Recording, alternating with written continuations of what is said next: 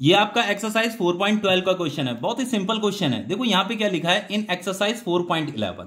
तो सबसे पहली बात, ये जो क्वेश्चन है ये आपका एक्सरसाइज 4.11 से है, ठीक है। तो उस क्वेश्चन को पहले पढ़ लीजिएगा। वैसे मैंने ये क्वेश्चन आपको करा रखा है, तो पहले आप उस क्वेश्चन को कर लीजिए आराम से, ठीक है।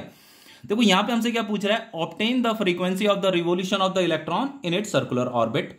तो हमें यहाँ पे फ्रीक्वेंसी बतानी है, ठीक है।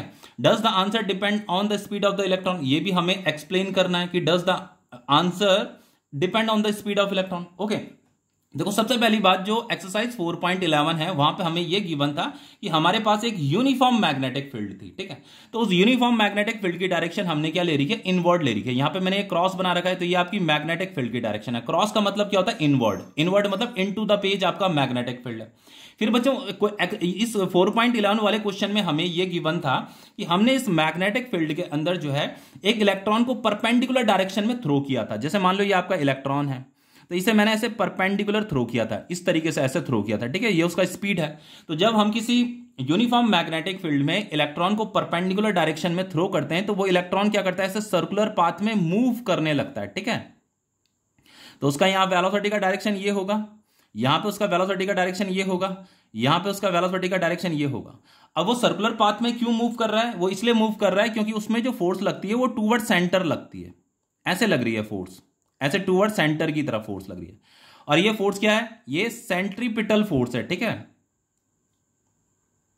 वो जो फोर्स जो लग रही है उस इलेक्ट्रॉन में वो टूवर्ड सेंटर लग रही है, इसीलिए हम उस फोर्स को क्या बोल रहे हैं, सेंट्रीपिटल फोर्स बोल रहे हैं। और इसी सेंट्रीपिटल फोर्स की वजह से वो सर्कुलर पाथ में मूव कर रहा है, मतलब यहां वो रिवॉल्व कर रहा है।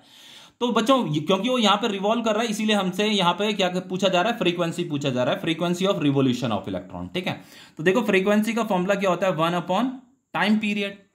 अब देखो बच्चों टाइम पीरियड किसे कहते हैं, टाइम पीरियड का मतलब वन कंप्लीट रिवोल्यूशन करने में जो उसने टाइम लिया है उसे टाइम पीरियड बोलते हैं। तो टाइम पीरियड का फॉर्मूला क्या होता है, टाइम पीरियड का फॉर्मूला होता है आपका distance covered in one revolution. एक रिवोल्यूशन कंप्लीट करने में जो उसने डिस्टेंस कवर किया है वो divided by speed of electron, ठीक है। वो v है हमारा, ये हमें लेट सपोज गिवन है स्पीड।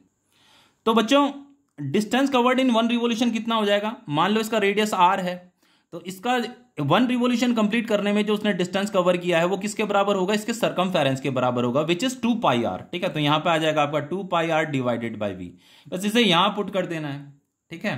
तो ये 1 अपॉन ये टाइम पीरियड है 2 पाई r अपॉन v, तो 2 पाई r अपॉन v, v ऊपर चला जाएगा। ओके, इतना समझ में आ रहा है। अब देखो बच्चों ये जो रेडियस है, रेडियस का मतलब ये है कि इस सर्कुलर पाथ का रेडियस। अब इस सर्कुलर पाथ का रेडियस का फॉर्मूला क्या होता है, वो होता है आपका mv डिवाइडेड बाई eb। तो ये एक्सप्रेशन भी मैंने आपको बच्चों जब ये क्वेश्चन कराया था तो इसी क्वेश्चन में मैंने ये एक्सप्रेशन भी आपको डिराइव करवाया था, ठीक है। तो रेडियस का फॉर्मूला ये होता है mv डिवाइडेड बाई eb। तो इसे हम यहां पुट कर देंगे, ठीक है। v अपॉन 2 पाई r की जगह में हमें ये लिखना है mv डिवाइडेड बाई eb, तो eb ऊपर चला जाएगा, ठीक है। तो ये v से v कट जाएगा आपका, तो ये फ्रीक्वेंसी का फॉर्मूला हमें मिल गया है, eb divided by 2 pi m। देखो यहां पे देखिए, यहां पे हमसे क्या पूछा था, हमसे ये पूछा था कि does the answer depend on the speed of the electron. तो हम यहां पे कैलकुलेट क्या कर रहे हैं, हम फ्रीक्वेंसी कैलकुलेट कर रहे हैं। तो वो हमसे ये पूछ रहा है कि जो फ्रीक्वेंसी है, क्या फ्रीक्वेंसी स्पीड ऑफ इलेक्ट्रॉन पे डिपेंड करती है, ये हमें बताना है, ठीक है। तो देखो इस फॉर्मूले में, देखो इस फॉर्मूले में कहीं पे भी स्पीड ऑफ इलेक्ट्रॉन नहीं आया है। देखो ये तो कैंसिल हो गया है ना, तो फॉर्मूले में कहीं पे भी स्पीड ऑफ इलेक्ट्रॉन नहीं आ रहा है। तो आपको यहां पे आंसर में लिखना है कि जो फ्रीक्वेंसी है वो independent of speed of electron है, ठीक है।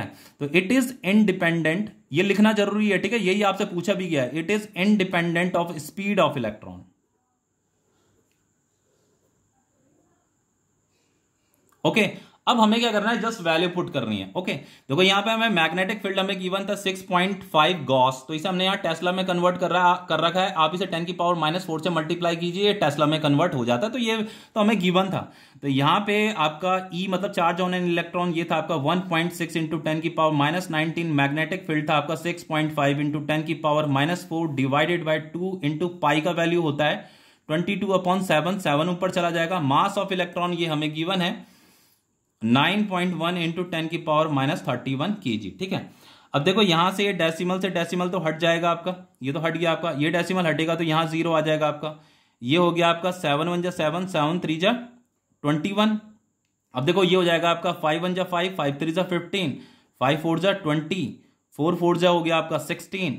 ये 13 से 13 कट जाएगा आपका, यहां पे आ रहा है आपका 4 अपॉन 22 इंटू, इसे सॉल्व कीजिए तो ये हो जाएगा आपका 10 की पावर -23, और ये आपका 10 की पावर -31 है, तो ये ऊपर जाएगा तो ये क्या हो जाएगा, पॉजिटिव हो जाएगा। ठीक है, अब देखो यहां पे जब आप इसे सॉल्व करोगे ना, इसको 4 डिवाइडेड बाई 22 जो होता है आपका, वो होता है आपका 0.1818 इंटू, जब इसे आप सॉल्व करोगे तो ये आएगा आपका 10 की पावर 8। ठीक है, इतना समझ में आ रहा है।